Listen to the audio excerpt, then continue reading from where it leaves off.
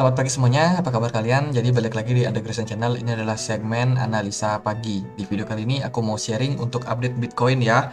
Per hari ini itu tanggal 20 Oktober 2022. Oke, kita sudah melihat bagaimana kemarin Bitcoin sempat dead cat bounce dan untuk posisinya saat ini Bitcoin masih dalam kondisi tekanan daripada seller. Ada di kisaran 19.800 something. Teman-teman, kemarin ya kita lihat ya bagaimana Bitcoin itu sebenarnya sudah sempat untuk sedikit rebound, cuman akhirnya closing dari time frame 1 jam ini untuk closing candle ini itu agaknya kurang begitu kuat untuk buyersnya, sehingga setelahnya itu diikuti dengan satu candle merah dengan tail yang cukup panjang juga, dan ya bisa dibilang Bitcoin mengalami fase koreksi sementara waktu ini. Kalau kita lihat dari beberapa news kemarin ya, kita sudah dapat informasi tentang bagaimana inflasi yang terjadi di Inggris ternyata sedikit di atas dari ekspektasi, yaitu di kisaran 10,1%. Setelah sebelumnya, di bulan sebelumnya itu, atau pembacaan bulan sebelumnya itu ada di 9,9%. Which is ini di atas perkiraan ya, bagaimana mereka memperkirakan ada 10%. Jadi ya bisa dibilang kenaikan inflasi ini akan membuat tentunya Bank Sentral Inggris itu berpeluang buat kembali melanjutkan kenaikan suku bunga karena inflasi yang mereka masih akan coba untuk tekan. Kemudian juga inflasi di Eropa sendiri itu juga masih bisa dibilang meningkat. Bagaimana sebelumnya ada di kisaran 9,1%, cuman aktualnya itu ada di kisaran 9,9%, meskipun sedikit di bawah dari perkiraan. Nah, ini membuat volatilitas yang terjadi pada market, terutama mungkin teman-teman yang trading di market forex. Terus juga kemarin juga ada event tentang bagaimana izin bangunan yang diterbitkan oleh Amerika Serikat, dan ini jumlah izinnya sudah mulai meningkat ya. Ini menandakan bahwa ya perekonomian di sana sudah sedikit membaik sebenarnya. Ya, terus juga ada inventory minyak mentah yang di sini kelihatan minus sih. Mungkin minyak itu berkorelasi juga sama dolar, sehingga dolar pun juga dalam fluktuasi yang lumayan kemarin, teman-teman. Oke, kita akan coba untuk lihat dia dari indeks dolar terlebih dahulu. Indeks dolar kemarin kita sudah sempat bahas ya, bahwa indeks dolar ada peluang membuat falling wedge di sini, dan saat ini sudah berhasil untuk breakout, teman-teman. Breakout dari falling wedge-nya, dan next untuk si dolar indeks ini masih mungkin berpeluang untuk melanjutkan kenaikan menyusul pembacaan CPI, maksudnya pembacaan ya bisa dibilang kenaikan suku bunga ya, atau FOMC meeting di bulan November tanggal 2 nanti. Jadi sementara posisi dari indeks dolar ini masih bisa dibilang ya sideways sementara, dan kita mungkin akan bisa melihat bagaimana ya mereka akan create wave C di sini dan juga wave D koreksi, kemudian berikutnya ya wave E-nya. Jadi sementara untuk posisi indeks dolar menurut saya masih sangat berpotensi buat melanjutkan kenaikan. Sementara kita masih akan melihat fluktuasi harga ya, karena dalam minggu ini itu nggak akan terlalu banyak event penting. Justru mendekati bulan November nanti, kemungkinan market benar-benar akan sangat volatile karena memang menjelang kenaikan suku bunga FOMC meeting. Jadi untuk indeks dolar ya mungkin masih akan tetap slow di posisi saat ini di kisaran 112 sampai 113 itu kemungkinannya. Terus kalau kita lihat misalkan dari indeks saham S&P 500 kemarin sudah sempat mengalami penguatan ya di 2 hari sebelumnya. Mereka tutup gap teman-teman di kisaran 3.700, dan posisinya saat ini untuk indeks S&P 500 itu mengalami koreksi di perdagangan kemarin. Apakah ini indeks bakalan hanya tutup gap di kisaran 3.700 ini, ataupun dia bakalan membuat double bottom di posisinya saat ini dan kembali terrebound, teman-teman. Dan kalau kita lihat juga dia masih menyisakan gap di kisaran 3.600 3.500, jadi masih berpotensi juga buat turun buat tutup gap tersebut. Dari segi volume perdagangan sebenarnya cukup stabil ya, market keluar masuk. Memang kalau kita lihat di sini sih mungkin agak sedikit menurun untuk volumenya, jadi ya satu persatu mungkin mereka coba buat exit daripada market, ada potensi mereka exit dari market, dan market akan dibiarkan untuk koreksi terlebih dahulu.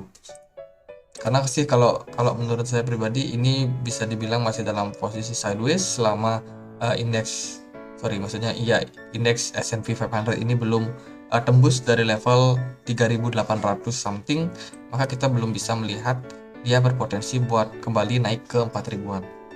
Jadi so far di perdagangan hari ini Bitcoin dan indeks S&P 500 masih dalam kondisi melemah, sama-sama melemah ya. Setelah kemarin kan dia agak nggak sinkron. Terus dari indeks indeks minyak ya, indeks minyak WTI itu kemarin mengalami penguatan setelah Amerika mengumumkan bahwa mereka punya lebih sedikit cadangan minyak. Ini juga diiringi dengan meningkatnya dolar. Ini cukup nggak sinkron lagi nih. Jadi biasanya sih kalau indeks dolarnya itu mengalami penguatan, maka dari oil itu biasanya mengalami pelemahan. Tapi di hari ini kita melihat bagaimana oil cenderung mengalami penguatan setelah dia berhasil rebound dari level 82 dolar ini. Lalu bagaimana dengan Bitcoin? Nah, kalau kita lihat dari Bitcoin sendiri masih dalam kondisi descending triangle ya. Ini pola yang benar-benar sangat misterius, sangat dinanti-nanti. Apakah Bitcoin ini bakalan tetap bisa untuk rebound dalam kondisi market yang seperti sekarang ini? Kalau kita lihat sih dari pergerakan Bitcoin itu naik, dia nggak tinggi-tinggi banget. Turun pun juga dia ada yang nahan, teman-teman. Jadi ini posisi yang sangat-sangat anomali ya sebenarnya. Kalau dibilang Bitcoin mau naik, ya dia nggak naik-naik amat. Dia juga turun juga nggak turun-turun amat, justru kayak ada yang nahan. Jadi ya sementara posisinya masih sangat anomali, so hati-hati buat teman-teman yang trading. Kalau menurut aku sih lebih baik kita tunggu konfirmasi supaya pasti ya apakah Bitcoin ini bakalan break up atau dia malah breakdown, teman-teman. Karena kalau kita lihat dari segi pergerakan chartnya, meskipun Bitcoin ini sempat membuat rebound sesaat, tapi dia sebenarnya ya nggak tinggi-tinggi banget. Bahkan selling pressure-nya ketika Bitcoin itu naik itu justru lebih tinggi. Makanya ketika Bitcoin misalkan kemarin dia naik sampai kisaran 19.600, itu selling pressure-nya cukup tajam. Bagaimana kenaikannya itu berbeda sudut dengan penurunannya. Jadi naiknya itu agak nanjak, susah gitu. Tapi ketika turun dia nyungsep. Jadi ya tekanan seller itu masih sangat tinggi kalau kita lihat dari segi pergerakan harga sebelum-sebelumnya, dan juga dari segi volume perdagangan. Teman-teman bisa lihat juga di sini ya bahwa volume perdagangannya itu nggak tinggi-tinggi amat. Beda sebelumnya ketika dia di 14 Oktober ini, atau sebelumnya ketika dia di sini volume perdagangannya cukup gelora nih, bergelora nih market. Wah, ini bisa bullish, ini bisa bullish. Tapi ternyata lama-lama volume perdagangannya malah makin kecil. Apakah, pertanyaannya kan kita mau tahu apakah ya pelaku pasar ini udah exit selama fase sideways ini, atau justru mereka melakukan akumulasi di sana. Nah, itu yang kita belum tahu, teman-teman. Kita baru tahu kalau pergerakan market sudah naik atau dia justru sudah drop. Di sanalah kita baru tahu, wah ini market diam-diam distribusi atau diam-diam akumulasi. Terus kalau misalkan kita lihat dari time frame 4 jam di sini, aku hapus dulu. Nah, kalau kita lihat dari time frame 4 jam, memang pergerakan dari Bitcoin ini cenderung agak sideways sebenarnya, sideways yang cukup flat. Maybe kita sudah masuk di fase winter ya. Ini winter Bitcoin, kita sudah berada di dalamnya, teman-teman. Jadi kalau kita lihat dari riwayat-riwayat sebelumnya, ntar aku cek dia di time frame daily. Nah, di time frame daily kita akan melihat ya bagaimana Bitcoin sebenarnya dalam kondisi-kondisi winter itu juga sama, kurang lebih sama, dia dalam fase sideways yang cukup flat. Jadi contohnya di sini bagaimana ini merupakan pola yang cukup mirip menurut aku pribadi terhadap pergerakan dari market Bitcoin sendiri. Bagaimana sebelumnya Bitcoin juga sempat membuat descending triangle, ya sama mirip ya sama yang terjadi saat ini. Bagaimana pergerakannya itu sangat-sangat sideways, teman-teman. Jadi kurang lebih pergerakannya itu sama. Ini terjadi juga di akhir tahun ya ternyata. wah ini dropnya di bulan November nih teman-teman. Kalau kita lihat dari riwayat di tahun 2018 menjelang 2019, bagaimana Bitcoin juga pergerakannya kurang lebih mirip, sideways, cukup flat di sini ya, pergerakannya nggak terlalu, tapi ketika dia dapat momentum dibanting, langsung mendadak volume perdagangannya tinggi, marketnya benar-benar dibanting. Padahal sebelumnya pergerakan volumenya itu cenderung kecil teman-teman, dengan pergerakan yang nggak kemana-mana sebenarnya. Nah kalau kita korelasikan dengan kondisi Bitcoin saat ini, bentar, mana dia? Nah ini dia. Jadi kalau kita korelasikan dengan volume dan juga pergerakan Bitcoin saat ini sebenarnya mirip-mirip aja. Ya Bitcoin naik nggak tinggi-tinggi amat, kemudian dari segi volume perdagangan sebenarnya udah mulai kayak ada celah-celah kosong di sini ya. Ini weekend nih biasanya. Jadi bagaimana volumenya turun drastis, dan saat ini sih Bitcoin masih bisa dibilang dalam fase sideways, dan ini berpeluang sekali buat dia mengalami drop yang cukup signifikan teman-teman, mirip seperti apa yang terjadi di 2018 kemarin. Jadi itu sih yang harus teman-teman waspadai juga. Terus kalau dari jangka pendek seperti apa, sebenarnya masih sangat berpeluang ya buat naik turun market volatile.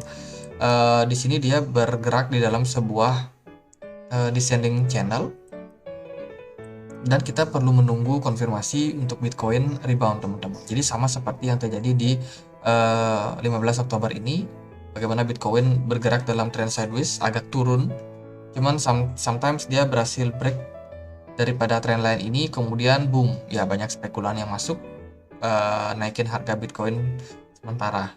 Terus juga kalau kita lihat dari segi volume perdagangan di time frame kecil ini cukup meningkat. Wah ini ada apa nih? Kenapa volume perdagangannya cukup meningkat nih? Jadi ini harus kita waspadai ya, sebagai sebuah peluang adanya fase distribusi atau akumulasi yang terjadi pada market di harga-harga saat ini teman-teman. Tapi so far sih pergerakan Bitcoinnya masih turun dalam descending channel. Jadi ya kalau yang mau memanfaatkan fluktuasi harga, lebih baik kita tunggu dia confirm untuk breakout dari 19.245 something. Jadi kita tunggu breakup. Kalau dia berhasil untuk breakup, terus juga kita masih akan melihat potensial Bitcoin ini ketahan di trend line major di sini ya. Pasti di sini juga banyak selling pressure-nya, jadi untuk naik pun dia agak sulit sebenarnya, dan untuk turun pun juga dia ngerem teman. Jadi benar-benar anomali sih untuk market. Ya so far itu aja sih yang mau aku sampaikan, nggak terlalu banyak karena memang dari kondisi market sendiri juga masih belum begitu stabil. Resistance itu masih di kisaran 19.400 ya. Setelah kemarin dia nggak berhasil tembus di 19.600, sekarang resistennya makin turun. Terus juga support teman-teman masih ada di kisaran 18.800 sampai dengan 18.400. Itu support yang sangat-sangat kuat untuk Bitcoin saat ini. Oke, sekian aja, mungkin semoga bermanfaat.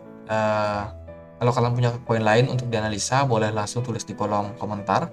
Dan juga jangan lupa untuk join di komunitas kami di Telegram. Bagi teman-teman yang punya Telegram, di sini kita bisa sama-sama diskusi untuk pergerakan ataupun ya sharing-sharing analisa, atau kalian mau diskusi atau mau apa, boleh join langsung di grup kami. Oke, semoga bisa bermanfaat, dan akhir kata saya Andre. Makasih.